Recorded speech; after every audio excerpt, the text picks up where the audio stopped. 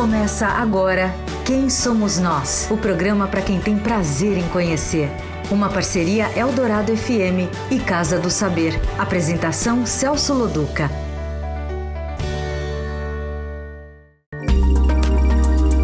Boa noite, começa agora o Quem Somos Nós. A gente fica por uma hora tateando o conhecimento humano e às vezes até achamos que a gente consegue aprender alguma coisa. Se o seu prazer é conhecer, o seu lugar é aqui. Você pode ouvir todas as nossas conversas com pessoas importantes das mais variadas atividades no Território Eldorado, na Casa do Saber ou direto no quemsomosnós.com.br. Hoje nós vamos continuar a série sobre os conflitos do Oriente Médio, lugar onde está em jogo o futuro do mundo. E para conversar com a gente está aqui o historiador formado pela Universidade de Tel Aviv e doutor em ciência política pela USP, Samuel Feldberg. Boa noite, Samuel. Muito boa noite. Quem é você? Eu sou professor de Relações Internacionais das Faculdades Rio Branco e do Núcleo de Universitas da USP, especialista em Oriente Médio, tenho uma larga vivência nessa área, fiz a minha graduação na Universidade de Tel Aviv em Ciência Política e História na década de 1970, vivi vários anos em Israel, numa época menos conturbada, de mais convivência entre a população israelense e a população palestina, e ao longo dos últimos 25 anos venho me dedicando a tentar, por um lado, entender essa região tão complicada, por outro lado, transmitir esse conhecimento para o público, para os meus alunos. Vamos começar com a primeira parte e usar a segunda. Nós também estamos tentando entender um pouco, em função até do jeito que está muito tenso, tudo que está acontecendo lá, não só Israel e Palestina, mas tudo em volta ali, né? Todas as guerras civis que estão acontecendo, o Estado Islâmico, a questão do Irã, se vai ter bomba atômica, não vai ter bomba atômica. Quer dizer, qualquer pessoa hoje que está um pouquinho informada, está com um olhar um pouco preocupado sobre aquela região. Então eu queria que você passasse um pouco a tua experiência, quer dizer, como é que você vê, quer dizer, primeiro, por que na tua opinião, por que ali é tão complicado se resolver as questões todas ali? Por que é um lugar tão difícil de se resolver os conflitos? Né, algum tempo já que eles vêm acontecendo e parece que não se vê um caminho de saída. Qual que é a tua opinião? Primeiro, quando você diz corretamente que há algum tempo essa região vem se apresentando como complicada, nós estamos falando, na verdade, de alguns milênios, né? Não é nada recente. Se nós olharmos para o conflito, por exemplo, entre os xiitas do Irã e os iraquianos na Península Arábica, nós estamos falando de um desdobramento de um conflito milenar que vem da época de Dario e os persas, ou Ciro e os persas e o imperador da Babilônia, Nabucodonosor, imperador da Babilônia. Então nós podemos traçar uma linha do tempo em que essas civilizações se mantêm em conflito. O que nós tivemos... Mas não tinha islamismo ainda naquela época. Não, certo? por Foi isso 600 depois. Não tem né? nada a ver com a questão do islamismo. É uma questão civilizacional Antes. Dos persas contra os árabes, que mais tarde se tornaram todos muçulmanos, um do ramo xiita, outro do ramo sunita. Então nós estamos falando de uma região realmente complicada, porque nós temos vários níveis de confronto. Nós temos um confronto civilizacional, nós temos um confronto religioso, onde nós podemos olhar para diferentes religiões que se confrontam. Nós temos um confronto sectário, onde nós podemos olhar para vertentes diferentes dentro de cada religião que também se confrontam. E depois nós temos, no nível mais baixo dessas sociedades, confrontos entre diferentes castas, entre diferentes tribos. Só para dar um exemplo inicial de alguns dos aspectos que nós podemos abordar, quando nós olhamos para a sociedade palestina como um todo, A maior parte do público não sabe que existe uma enorme diferença entre determinados grupos familiares dentro da própria sociedade palestina. Raramente uma moça de uma família da Cisjordânia vai se casar com um rapaz de uma família da faixa de Gaza, porque eles são de ramos diferentes da população que surgiu naquele território. Das tribos, clãs, famílias, como nós quisermos classificar. Então nós temos vários níveis de complexidade e vários níveis de confronto com interesses que são muito conflitantes. Ou seja, podemos acabar aqui a nossa conversa, não vai resolver esse assunto, é isso? Na tua opinião? No nosso tempo ele não vai ser resolvido e muitas vezes nós temos cursos de pós-graduação de alguns anos que são dedicados somente a tentar entender o que está acontecendo, com a dificuldade de que esse é um problema muito dinâmico.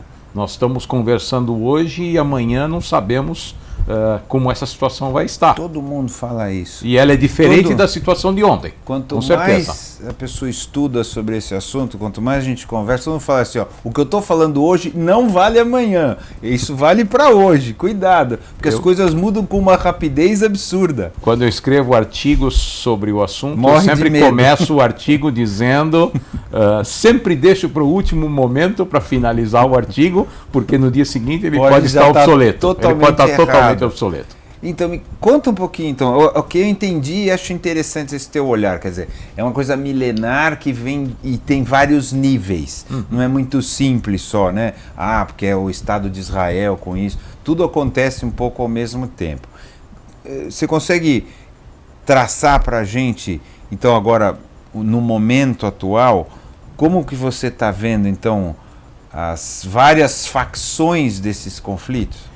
Sem dúvida é importante entender que apesar de esses serem desdobramentos de conflitos que muitas vezes começam na antiguidade, quando nós olhamos para eles tentando entendê-los, nós vamos fazer um recorte de tempo e normalmente começar a partir do final do século XIX, com uma era mais próxima do século XX, para simplificar a compreensão e limitar o período. Então, quando olhamos para o Oriente Médio como um todo, por exemplo, vamos pensar no Oriente Médio a partir da invasão napoleônica do Egito e do aumento da influência ocidental numa sociedade muçulmana que vinha se transformando com a decadência do Império Otomano.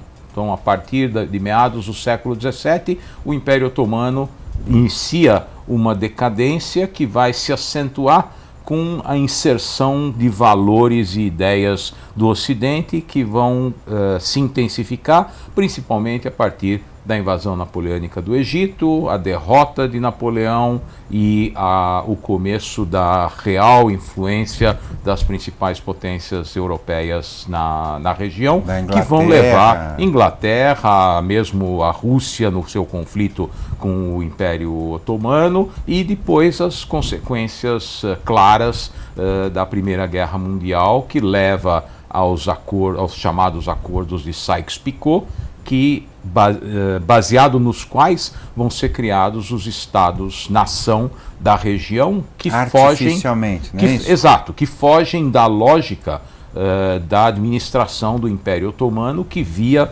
todas essas regiões como províncias que eram administradas segundo os interesses da metrópole turca, que tinha por objetivo extrair o máximo de recursos dessas áreas. Não tinha nenhuma relação com as populações que viviam na região, que eram vistos como árabes muçulmanos de uma ampla área do Império Otomano.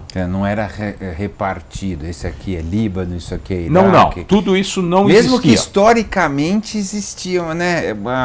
Não, o que você... Não desse jeito, mas existiam essas diferenças. O que você já tinha eram algumas diferenças em termos de que populações habitavam determinadas áreas. Então, na Península Arábica, por exemplo, você tinha diferentes tribos que interagiam entre si com conflitos ao longo de toda a história, mas todos árabes muçulmanos no final do século XIX.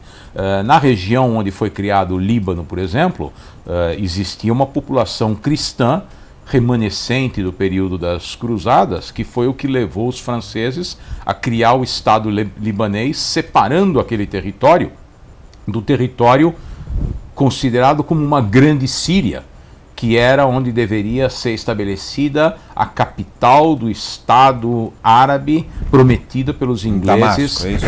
Exatamente, em Damasco, onde o Império Inglês prometeu que seria estabelecida a capital de uma grande nação árabe como recompensa pelo apoio das tribos beduínas no combate aos turcos durante a Primeira Guerra Mundial. E aí não aconteceu. Isso, evidentemente, não aconteceu porque os franceses não permitiram e levou, então, à criação dos estados independentes da Transjordânia e do Iraque como recompensa aos filhos do Sharif Hussein, que tinha feito o acordo com os ingleses. Mas a França não deixou por quê? A França não Qual que era A França não permitiu porque a França tinha seus próprios interesses. A área tinha sido dividida em áreas de influência e de domínio da França e da Inglaterra.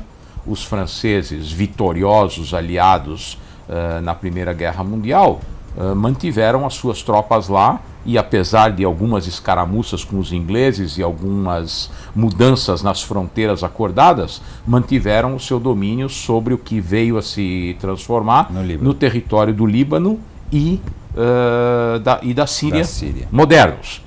A região da Palestina, onde convivia uma população árabe, muçulmana, cristã, drusa, só para citar os 3 maiores grupos étnicos, começou a receber um influxo de imigração judaica a partir do surgimento do movimento sionista no final do século XIX, o aumento do antissemitismo na Europa, especialmente no final do Império Czarista, as divisões que surgiram com o final da Primeira Guerra Mundial e a criação dos estados nacionais na Europa Central, que transmitiram a mensagem à liderança judaica de que esse era o caminho a seguir. Se todas as nações europeias estavam se direcionando para a criação de estados nacionais com alguma homogeneidade étnica, essa deveria ser também a solução para o povo judeu e, portanto, a demanda pela criação de um lar nacional na sua pátria ancestral, na Palestina, agora dominada pelos ingleses e sede de um mandato concedido pela Liga das Nações, da qual fazia parte a ideia da criação de um lar nacional judaico naquela região. Quando a gente fala lar nacional judaico, a gente não está falando de religião. Não, nós estamos falando do povo judeu entendido como uma nação, como um Porque povo... tinha uma confusão aí sem dúvida nenhuma. Religião e nação. Exatamente. Exatamente. O povo judeu é o povo que porque é uma fé, adota... tá certo? O povo judeu é uma fé. Em parte, porque você pode ser um judeu ateu. Você não deixa de ser judeu, parte do povo judeu, pelo fato de você eventualmente não acreditar em Deus. Ok? Então, obviamente... eu posso ser um israelense ateu. Você pode ser certo. Um israelense ateu, e aí você é um cidadão de Israel, da mesma forma que você pode ser um israelense árabe muçulmano, você pode ser um israelense cristão. Mas aí você está falando do pertencimento a um Estado como cidadão. Agora então, judeu... Então, boa, eu acho que é boa essa discussão. Quanto tempo nós temos para discutir? Temos a vida inteira. Por isso, porque é uma questão muito complicada. O que é judeu, então? Não é uma fé. É um... Judeu, aquele que se vê como pertencente ao povo judeu, ele faz parte de um conjunto de elementos, de uma cultura, de uma história, de uma tradição. Okay? Não é uma questão étnica, não é o que os nazistas tentaram apresentar como um elemento racial. Não existe uma raça judaica. Não é, okay? Não é uma não fé é um elemento também racial, não é obrigatoriamente uma fé, porque, como eu mencionei, eu posso pertencer ao povo judeu sem acreditar em Deus. Mas eu vou aceitar ou eu vou respeitar uma série de costumes e valores culturais do povo judeu que geram essa... Porque não existe católico ateu, né? Quer dizer, ou ele é católico ou é ateu. Exatamente. Tá certo? Não dá para acontecer desse jeito. Sem dúvida nenhuma. Porque o catolicismo é uma religião, não é a definição de um povo. Mas é o único que é assim? O único povo que se define assim, ou que é definido assim, não sei se ele se autodefine, mas assim, porque é diferente, né? Isso porque eu sou brasileiro e alguma coisa. Sim, mas o brasileiro você vai colocar em equivalência com o exemplo que você deu do israelense. Isso. É ser cidadão de um determinado país. Mas eu sou brasileiro, nascido no Brasil, criado aqui, com todo o vínculo que eu tenho com o Brasil, e sou judeu porque me vejo não é como religião, necessariamente. E não obrigatoriamente sou religioso. Como religião. Eu entendi. Não tem ninguém mais que se coloca assim ou se vê assim, porque é meio único. Sem duvidamente é peculiar. Isso. Sim, sem dúvida nenhuma. E isso gerou o problema do final do século XIX, porque esse povo que era discriminado na Europa, apesar do período que se seguiu a Revolução Francesa, onde todas as populações receberam os seus direitos, viram os seus direitos reconhecidos como cidadãos de todos esses países, apesar disso, continuava a haver uma discriminação contra os judeus, que eram vistos como um povo diferente, e, portanto, surge a ideia de Theodor Herzl, ou ela é apropriada por Theodor Herzl, que cria o movimento sionista com o objetivo de criar uma pátria para esse povo judeu que se via discriminado, principalmente nos países europeus. Que historicamente existem vários olhares, eu quero o teu. Por que é que existia essa discriminação específica, então, com essa cultura? Sei lá, com esse... Por quê? Tem a história lá de que o catolicismo... Sem dúvida nenhuma. Por que você acha que ficou tão marcado assim? Nós temos eu diria que nós estamos falando da evolução do antissemitismo. Okay? Então o antissemitismo surge nós podemos olhar para o antissemitismo como um elemento que vem da época do domínio romano da Judéia, que no contexto da conquista romana da região via os judeus como um povo rebelde dentro do marco do Império Romano, então foram tratados como todos os outros povos rebeldes que não se submeteram aos romanos. Mas com o surgimento do cristianismo surge um antissemitismo religioso. Os judeus foram acusados durante praticamente 2 milênios de serem os responsáveis pela morte de Jesus, com o agravante de que eram aqueles que não aceitaram Jesus como Messias. Então nós temos uma combinação de 2 elementos extremamente perniciosos para a aceitação do povo judeu. A gente olhando, eu entendo isso, mas é tão fraco como argumento. Hoje é fraco, né? Mas imagina na época em que surge o cristianismo, que o fortalecimento do cristianismo dependia da conversão da população judaica. Dos judeus, todo mundo lá era judeu. Jesus era judeu. Jesus era judeu e todos os seus compatriotas eram judeus. Todo mundo era judeu. Então, tinha que deixar de ser judeu. Como essa religião pode se fortalecer através da conversão dos outros? A mesma coisa acontece quando surge o Islã.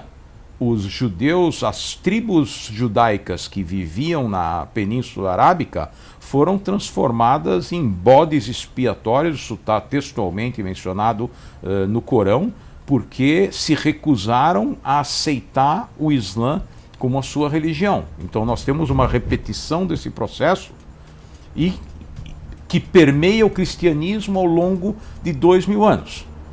Quando começa o século XX, ou um pouco antes disso, nós vamos ter uma transição de um antissemitismo religioso para um antissemitismo, vamos chamar de socioeconômico, porque no final do século XIX,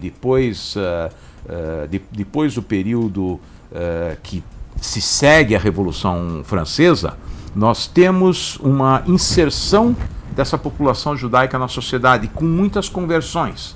Então, principalmente os membros das camadas mais elevadas da população europeia, que já atendiam às casas reais europeias, eles vão se converter para evitar essa consequência do antissemitismo. Vão se casar, inclusive dentro das casas reais europeias, em alguns casos, e é isso que vai ser apresentado pelos antissemitas raciais. William Marr foi o predecessor das ideias nazistas de um antissemitismo racial, que temiam que com a conversão os judeus fossem desaparecer do foco da discriminação. Então, como diferenciar um judeu se ele se converteu ao cristianismo, ele se casou com alguém da nobreza europeia? Em princípio, se alguém olha para mim ou para qualquer... como um perigo, é isso? Exatamente, viam isso como um perigo. Porque está infiltrado, exatamente, e transformaram então esse antissemitismo, que era religioso e socioeconômico, no antissemitismo racial. Então o judeu, ele não pode se integrar na sociedade através da conversão ao cristianismo, através da mudança dos seus hábitos. Por quê? Porque ele racialmente é diferente e representa uma ameaça à raça ariana. Isso foi o que levou à transformação do antissemitismo num antissemitismo... Mas a raça ariana é só depois, lá com Hitler, ou é antes? Não, isso é nos primórdios da era nazista, na década de 1910, 1920. O Hitler não inventou o antissemitismo racial, ele se apropriou dessas ideias. Tá. Isso quer dizer, isso ficou poderoso quando o Partido Nacional Socialista... Exatamente, isso se transformou numa política de Estado, que leva à ideia do extermínio, porque se uma população pode ser convertida e integrada, ela eventualmente vai ser ou forçada ou convencida, mas se ela é uma população que tem um componente racial diferenciado, que é visto como uma ameaça de contaminação da raça ariana, então a única solução é o extermínio. Essa era a ideologia pregada pelos nazistas. E de certa forma nós estamos vendo isso acontecer hoje, só para trazermos para o momento atual, nós estamos vendo isso acontecer hoje em áreas dominadas pelos grupos radicais islâmicos.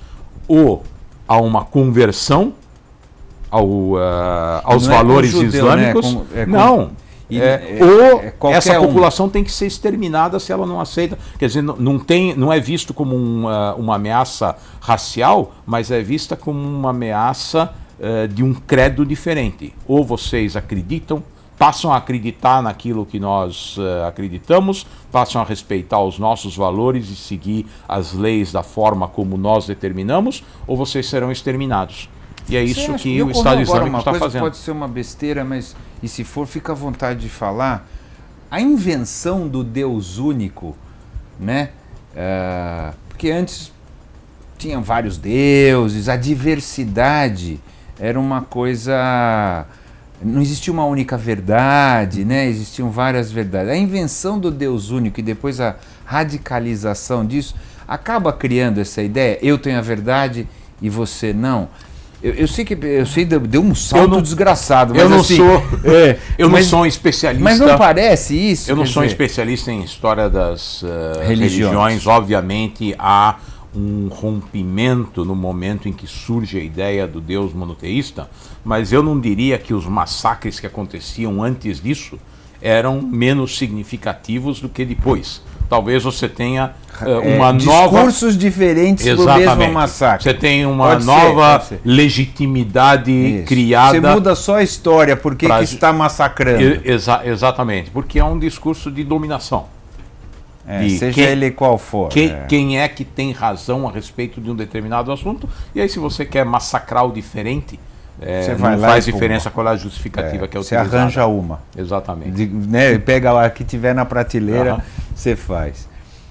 Aí chegamos lá, a Segunda Guerra, foi criado o Estado de Israel pela ONU, certo? Depois de um episódio como o Holocausto, que de certa forma deu não só deu razão, moral, mas demonstrou que a ideia do movimento sionista era uma ideia realista.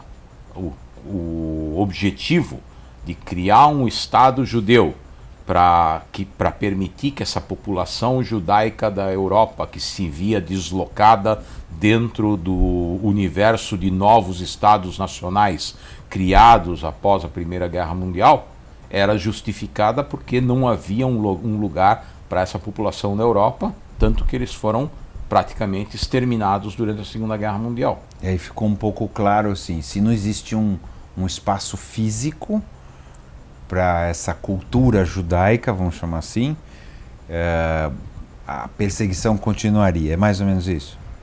Eventualmente a perseguição não continuaria, mas se ela continuasse, teria que haver um refúgio de última instância para a população judaica. Essa é a ideia da criação do Estado de Israel, que permite um refúgio de última instância. Se alguma ameaça como essa voltasse a surgir, sempre haveria o refúgio. Existiria um lugar para ir, não necessariamente estaria perdido. Exatamente, porque não seria um refugiado. Antes da Segunda Guerra Mundial, durante a década de 1930, quando começam as perseguições efetivas à população judaica, houve inclusive uma conferência, ficou conhecida como Conferência de Evian, em que a maior parte dos países que eventualmente poderiam receber refugiados judeus da Alemanha naquele momento, da Áustria logo depois, tiveram recusadas as propostas de imigração, inclusive pelo Brasil. O Brasil recusou também?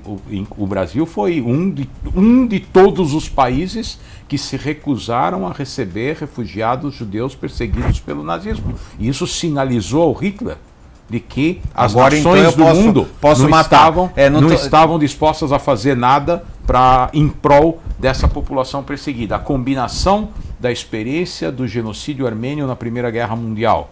O Hitler inclusive mencionou isso num discurso, que o mundo silenciou frente ao genocídio armênio e, portanto, isso indicou o que ele poderia fazer. Então, a combinação da experiência com o genocídio armênio, com a recusa das nações do mundo inteiro de oferecer um abrigo para a população que estava sendo perseguida na Alemanha. Na época estava se falando de alguma coisa em torno de 200 mil judeus, porque a maior parte da população judaica da Alemanha já tinha emigrado para algum lugar. Então o remanescente da população perseguida na Alemanha não encontrou refúgio em lugar nenhum. Esse grau de hipocrisia mundial nessa hora, de lavar a mão no final, né? Sem dúvida. Católico, Pôncio Pilatos lavando a mão para Jesus, o pessoal lavou a mão para Jesus. Pôncio Pilatos não era católico. Ele era judeu. Não ele era romano. Ele era romano. É verdade. Dessa vez a culpa não é do judeu. É verdade. Então, o mundo lavou as mãos e falou, exatamente, pode sacrificar, né? Porque na prática era isso que estava sendo dito. Temos que reconhecer que naquele momento ainda não era antevista a proporção do Holocausto. Que poderia chegar nesse nível de brutalidade. Havia indícios de que alguma coisa muito ruim aconteceria. Animosidade, mas ninguém imaginava que ia chegar as dimensões do Holocausto, sem dúvida nenhuma. E os países se recusaram a receber? Se recusaram a receber porque nós estávamos... o mundo estava vivendo uma época de crise econômica, essas populações de refugiados tinham sido espoliadas, então teriam que abandonar os seus lares sem nenhum recurso. Ah, tá. E E aí chega mão de obra num país que já não tinha emprego para todo mundo. O representante australiano nessa reunião chegou a dizer: nós não temos um problema étnico na Austrália, não queremos importar um. Eles já tinham exterminado a população aborígene na Austrália. Então essa era a postura dos países que participaram de uma reunião. Olhar também ainda racista, né? Sem dúvida nenhuma. Não em relação só a judeu, mas assim, em relação um olhar xenofóbico. Isso. Em relação a muito qualquer que está um qualquer pouco diferente. voltando agora. Sem dúvida nenhuma. Não é? Você tem esse paralelo, Sim, não com é? o problema da islamofobia na Europa, sem dúvida nenhuma. Ou mesmo os refugiados da guerra na Síria, que a Turquia não quer receber muito, Exatamente. que não sei quem não quer. Quer dizer, um pouco... Ou mesmo os palestinos, depois da criação do Estado de Israel, que a Jordânia não queria receber, não sei o que. A Jordânia foi o único país que recebeu e transformou os verdade. palestinos em cidadãos. É verdade. Mas no Líbano, Líbano você tem uma situação trágica até hoje, onde os refugiados palestinos se mantiveram ou foram mantidos em campos de refugiados sem possibilidade de locomoção, sem acesso a empregos, mantidos efetivamente como refugiados. Campo de concentração, só que não tem, né, não tem a morte. Você no tem, final. na verdade, esses campos são administrados pelas Nações Unidas, então você não tem condições análogas a campos de concentração, mas a população é mantida lá sem uma perspectiva. E você tem um parâmetro muito claro para comparar o que aconteceu com a população de refugiados palestinos e o que poderia eventualmente ter solucionado o problema deles, porque no mesmo momento em que esse problema surge com os palestinos, a população judaica dos países árabes do Oriente Médio, que eram populações milenares, então se você pensar, por exemplo, que no Iraque vivia uma comunidade judaica originária da época dos babilônios. Quando a Babilônia destruiu o primeiro templo, eles exilaram a população judaica e essa população foi levada para a Babilônia e foi libertada pelo rei Ciro da Pérsia. E depois foi libertada pelo rei Ciro da Pérsia, mas uma parte dessa população decidiu ficar lá. E os descendentes dessa população viveram no Iraque, quer dizer, depois no território criado como Estado do Iraque, até a década de 1950. Quando o Estado de Israel foi criado, essa população foi expulsa do Iraque. Assim como foi expulsa da Síria, foi expulsa do Líbano. Não foi voluntária. Não, eles foram expulsos, eles perderam os seus bens e, obviamente, eles foram incentivados de tal forma a emigrar que a alternativa não era nada muito agradável. Então, do Iraque, da Síria, do Líbano, do Iêmen, mais tarde um pouco do Egito, principalmente depois da guerra de Suez em 1956, 850 mil judeus foram expulsos dos países árabes, mais do que os refugiados palestinos da guerra de 1948. Quem ouviu falar dos refugiados judeus ao redor do mundo? Ninguém, porque eles não se tornaram refugiados. Porque a família Safra veio de Alepo para o Brasil. A família Safra poderia ter sido uma família de refugiados judeus, originária do mesmo conflito de 1948. Eles vieram para o Brasil, se estabeleceram no Brasil, outras famílias foram para a França, para outros países da Europa, para os Estados Unidos, para a Argentina, mas a grande parte desses refugiados foi para Israel.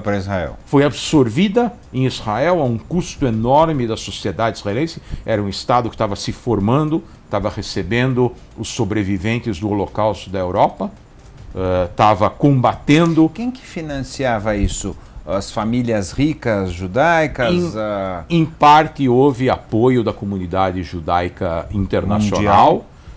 Em parte o próprio Estado israelense fez um enorme esforço e essa população sofreu durante muitas décadas. Eles viveram nos primeiros anos em acampamentos de barracas, em todas as condições climáticas adversas, depois em favelas e finalmente em cidades, o que eles chamam de cidades em desenvolvimento, nas periferias das grandes cidades, que foram construídas para absorver essas populações. Mas eu acho que Mas é interessante isso que você está falando, porque pouca gente sabe. A visão o Estado de Israel foi criado e deslocou as pessoas que moravam lá. Uhum. Então, eu estou dando um quadro mais comum da gente ouvir, né? Que é para corrigir uma injustiça claríssima, né? Contra os judeus, histórica. Se criou uma injustiça com os palestinos que transformou em refugiados. Essa é mais ou menos a história que se conta, mas você está colocando uma coisa... Tem uma história paralela que mostra que esse problema não precisaria ter se transformado no que ele se transformou, porque os refugiados palestinos poderiam ter sido tratados de outra forma, eles poderiam ter sido aceitos nos países vizinhos, como refugiados que podem ser absorvidos por uma sociedade árabe que tinha todas as semelhanças com eles, mas eu acho que é importante também lembrar que o problema dos refugiados palestinos, ele não é só responsabilidade de uma sociedade israelense que criou um Estado judeu a partir de uma partilha sancionada pelas Nações Unidas. O Estado de Israel poderia ter sido criado num território muito menor, conforme a decisão da partilha da ONU, com a criação simultânea de um Estado palestino independente, se os palestinos e os estados árabes da região tivessem aceito essa decisão. Na partilha da Palestina não estava prevista a retirada de nenhuma parcela da população de nenhuma área. Era a divisão do decisão da ONU, não. Era a divisão do território, a criação de 2 estados independentes, e todos os habitantes daquele território ficariam onde estavam. O problema dos refugiados surge a partir de uma decisão da liderança palestina de não aceitar... Ou árabe, dos outros estados. Primeiro da liderança palestina de não aceitar a partilha. E depois da decisão dos outros estados árabes de invadir o território que erroneamente se acredita que tinha por objetivo garantir a criação de um Estado palestino. Mas qual foi o resultado da guerra? No final dessa guerra, os israelenses conseguem consolidar a criação de um Estado, até, né, mesmo aumentando o território, porque ocorre uma guerra, e o resultado da guerra é uma linha de armistício diferente da linha proposta pela partilha das Nações Unidas. Mas quem foram os maiores beneficiários do território onde deveria ter sido criado um Estado palestino? A Transjordânia ocupa toda a Cisjordânia. Não são os israelenses que vão ocupar o território da Cisjordânia em 1949. É a Jordânia. A Transjordânia, na época, liderada pelos ingleses, ou orientada militarmente pelos ingleses. E os egípcios, que ocupam a faixa de Gaza. Então, quando você tem o resultado final da guerra de 1948, uma parte do território alocado ao Estado, à criação de um Estado palestino, está efetivamente tomada pelos israelenses. Mas a maior parte do território onde deveria ter sido criado um Estado palestino fica nas mãos da Transjordânia e do Egito, até 1967. Quando tem a guerra dos Quando ocorre a guerra dos 6 dias. 6 dias. Então, mas durante 20 anos, um Estado palestino não foi criado naquele território onde hoje eles querem criar um Estado. Pela falta de unidade. É a falta de interesse dos países árabes em apoiar a causa palestina. Por quê? Porque havia uma retórica que interessava as lideranças árabes que entre si disputavam o predomínio do chamado panarabismo, mas a última coisa que a liderança jordaniana queria era um Estado palestino independente. Tanto que em 1970 o rei Hussein massacra uma parte da população palestina no seu território, expulsa a liderança para o Líbano e gerar a chamada Organização Setembro Negro em função dessa disputa. Mas isso é um capítulo de um longo processo de conflito entre os jordanianos hashemitas, que são uma vertente dos beduínos da Península Arábica, e a população palestina, ou a liderança palestina. Não é uma novidade do período da Guerra Fria ou da década de 1970. Então, você coloca assim que a desunião e o desinteresse entre os árabes, no final das contas, acabaram gerando esse estado de não estar em lugar nenhum dos palestinos, de refugiados, de não conseguir ter um estado, de não conseguir ter uma nação. Eu diria que as lideranças árabes são, no mínimo, tão responsáveis quanto os israelenses pela situação atual dos palestinos, e os palestinos mesmos sempre reconheceram essa situação, tanto que houve atentados de terroristas palestinos contra as próprias lideranças árabes. O rei Abdullah da Transjordânia foi morto por um palestino, não foi morto pelos israelenses. E você agora, como que você vê a evolução disso, né? Evolução ou involução? Então, depende do ponto de vista. No tempo, evolução. Não necessariamente uma evolução, Mas no tempo, como você está vendo? Então veio a Guerra dos 6 Dias, houve de novo uma consolidação mais forte ainda, né? Do Estado de Israel, do poder, eu acho que ficou meio sacramentado.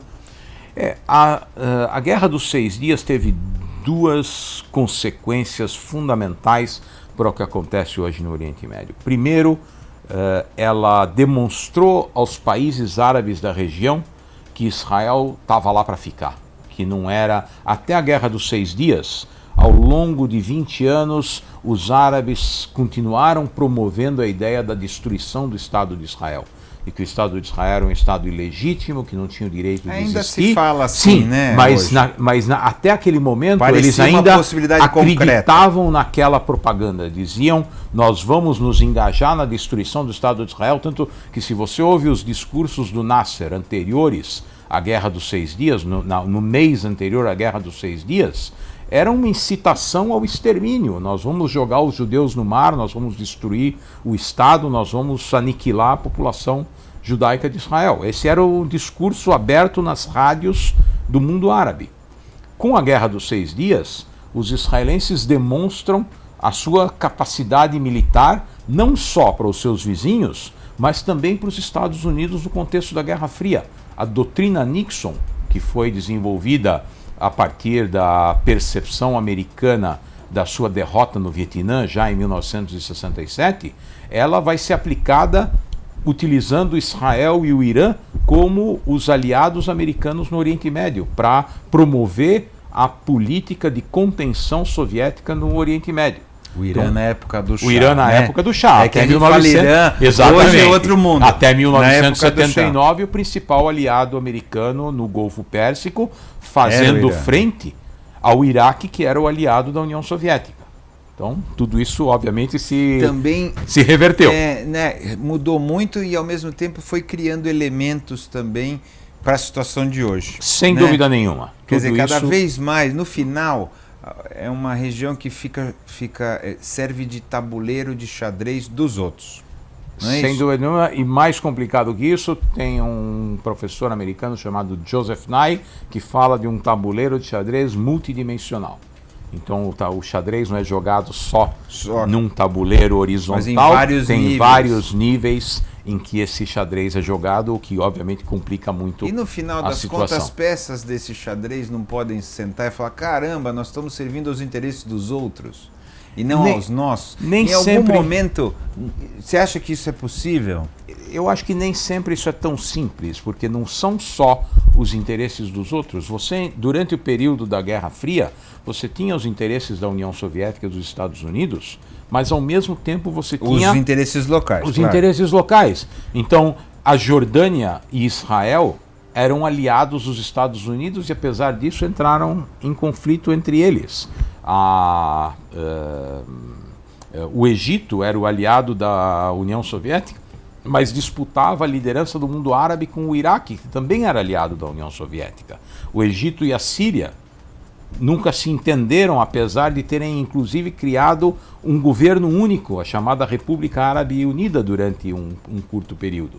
Então, as diferenças locais são muito mais fortes. Tem as milenares, mais as influências das potências. Exatamente. E os interesses das superpotências nem sempre eram absolutamente equivalentes ao dos seus aliados, locais. Não sendo. Na guerra de 1973, a chamada Guerra do Yom Kippur, os americanos tiveram que pressionar os israelenses a não derrotar os egípcios, para que os egípcios pudessem sair da guerra com um trunfo para negociar os acordos que levaram finalmente a um acordo de paz entre Israel e o Egito em 1979. Se os israelenses tivessem derrotado o Egito, nós teríamos uma repetição do que aconteceu em 67 e uma manutenção dos egípcios na esfera de influência da União Soviética e não uma incorporação do Egito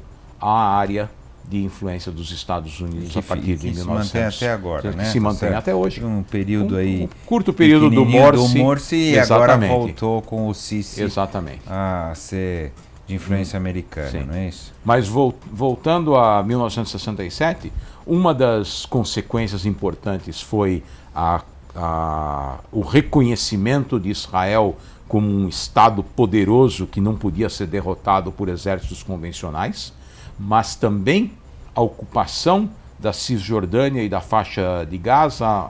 As colinas de Golan são secundárias no contexto do conflito israelo-palestino, porque não só os israelenses passaram a dominar uma enorme população palestina, mas também do ponto de vista da percepção da parcela religiosa da população israelense, os israelenses estavam voltando para os territórios onde estão os locais sagrados para o judaísmo. Então, se você olha para um mapa do território entre o Mediterrâneo e o Jordão, o Estado de Israel foi criado na região costeira, onde havia a maior parte de população judaica que migrou para a região a partir do final do século XIX, mas não nos locais que eram sagrados para o judaísmo, alguns dos quais tinham populações judaicas milenares que foram expulsas durante os conflitos com as populações árabes do período do mandato. Então, em Hebron, por exemplo, onde está o túmulo dos patriarcas, os judeus religiosos chamam a aquisição da área da caverna de Marpelá, que é onde foram enterrados os patriarcas, Abraão, Isaac e Jacó, como o primeiro documento imobiliário da história. Porque na Bíblia está descrito como Abraão comprou a área para criar essa tumba. Esse local sempre foi um local de peregrinação não só judaica, mas também árabe, muçulmana, porque o Abraão é o patriarca também dos dois povos. Em 1929, ocorre um pogrom nessa área e a população judaica é massacrada e expulsa da região, e os judeus só vão retornar a esse local depois da Guerra dos 6 Dias, em 1967, e quase que imediatamente criam lá um assentamento judaico. Por quê? Porque acreditam que esse é um lugar sagrado para o judaísmo e onde deve haver uma presença judaica. E os islâmicos também acreditam que é um lugar sagrado. Não só isso, a maior parte da população de Hebron é a população árabe muçulmana. Exatamente. Na cidade velha de Jerusalém, a maior parte da população era de judeus, até 1948. A maioria da população de Jerusalém, da cidade velha de Jerusalém, era de judeus que foram expulsos pelos jordanianos em 1948.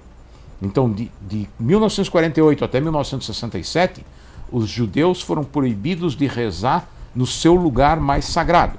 Seria como se os cristãos fossem proibidos de visitar a Igreja do Santo Sepulcro. Mais.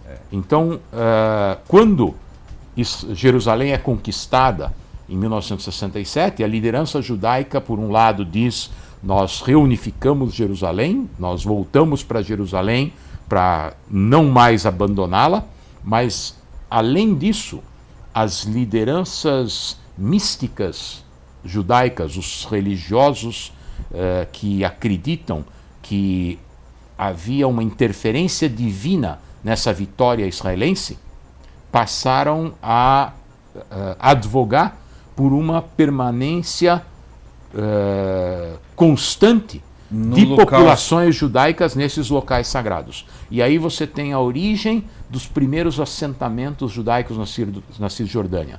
Eles foram criados ou por questões de segurança, porque os israelenses acreditavam que continuava a haver uma ameaça militar a partir da Cisjordânia. Então, o Vale do Rio Jordão, no Vale do Rio Jordão foram criadas colônias agrícolas com perfil militar, e nesses locais sagrados para o judaísmo. Essa é a composição dos primeiros assentamentos. De Israel se transformou num estado mais ligado, menos laico, vamos chamar assim, porque no começo não era, né? Não, o estado... o assunto não era religião. Os judeus foi nesse que criaram... momento que teve um ponto de virada, não os é judeus assim? que criaram o Estado de Israel eram judeus socialistas. Eles eram originários da Boa Europa parte Oriental, ateus, né? uma boa parte, se não ateus, ligados ao judaísmo pelas tradições, pela história do povo judeu, mais do que pela religião. Mas você tem, ao longo dos últimos 60 anos, primeiro, um aumento significativo da população ortodoxa, simplesmente porque eles têm uma taxa de natalidade muito mais alta que a população laica. Isso acontece no mundo inteiro, em qualquer grupo. E, a partir de 1967, um fortalecimento do grupo chamado de nacionalistas religiosos. Porque você tem dentro dos judeus religiosos uma divisão entre um grupo que são os ortodoxos e um grupo que são aqueles que acreditam que a intervenção divina tem que ser auxiliada. Então, se a conquista da Cisjordânia foi, para parafrasear o Maradona, conseguida com o auxílio da mano de Deus, nós temos agora que fazer o trabalho que Deus nos induziu a fazer. E isso está refletido na construção dos assentamentos, especialmente nos locais de importância religiosa. Tem gente que fala que esses assentamentos, na verdade, vão inviabilizar um acordo de paz, já que eles estão sendo feitos em território que pela ONU seriam... Sim. Como que você enxerga isso? Isso, em parte, é correto, dependendo de que assentamentos a que assentamentos eles estão se referindo. Porque, para o leigo que não conhece que é o nosso assunto, caso, tá? É o meu e de todo mundo que está ouvindo. Então, ele não conhece, digamos, o mapa da distribuição desses assentamentos na Cisjordânia. Obviamente, isso soa como alguma coisa genérica. Mas nós temos 3 tipos de assentamentos na Cisjordânia. Pelo menos 3 tipos. Eles são ou aquelas colônias criadas no Vale do Jordão, que eu mencionei, que a partir de 1967 foram criadas com a ótica de garantir a segurança da fronteira leste dessa região. Esse é um assentamento promovido com todo o engajamento do Estado israelense. Era uma política de Estado. O outro tipo de assentamentos são os criados por esses grupos de nacionalistas religiosos que acreditam que devem estar presentes nesses locais. O terceiro tipo de assentamento, que é o mais comum e onde fica mais que 90% da população judaica da Cisjordânia, está ao longo da antiga fronteira da chamada Linha Verde, e são assentamentos criados com motivações socioeconômicas. São aqueles cidadãos israelenses que descobriram que podiam morar de forma mais barata e mais acessível logo além da fronteira. E aí está a chave para a solução do problema israelo-palestino com a eventual criação de um Estado palestino independente.